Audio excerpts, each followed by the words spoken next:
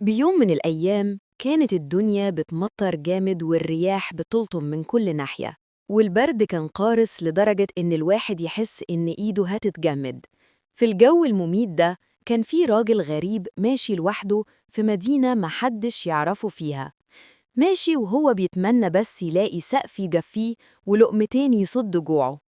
أول بيت صادفه وقف قدامه وخبط على بابه. مالك البيت من جوه وهو بيبص من الشباك. مين؟ الراجل الغريب. أنا راجل غريب، طالب ضيافة. من غير تردد الراجل فتح له الباب، دخله البيت وقعده جنب الدفاية واداه جاكيت علشان يتدفى أكتر. دخل المطبخ وجهز له أحلى أكل، وبعد ما الغريب خلص عمل لهم كل واحد كوباية شاي سخن.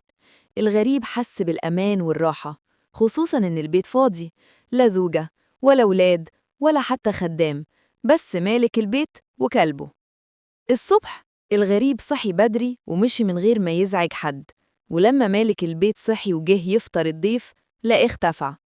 عدى أسبوع وصاحب البيت رايح معرض فنون مع أصحابه، وهو بيتفرج عينه وقعت على لوحة. قلبه وقع في رجله. اللي مرسوم في اللوحة هو نفس الراجل الغريب اللي بات عنده. قال لأصحابه، بس هم ضحكوا وقالوا له يا راجل تشابه بس، لكنه فضل مصر لحد ما قالوا له إن صاحب اللوحة متوفي بقاله 50 سنة. ومع إلحاحه صاحبه خده على قبر الراجل اللي في اللوحة، وهناك لقوا المفاجأة اللي جمدت الدم في عروقهم. لقوا الجاكيت اللي مالك البيت اداه للغريب ملفوف ومحطوط فوق قبره.